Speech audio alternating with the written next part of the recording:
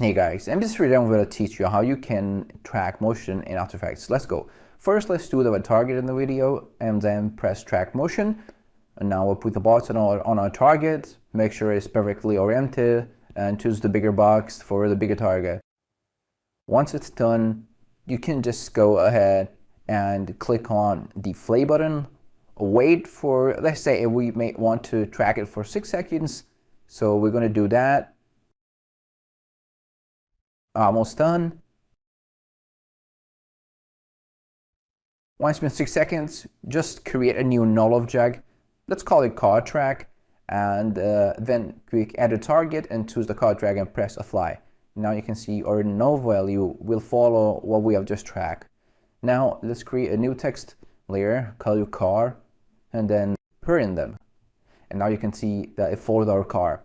This is it for today. Thanks for watching.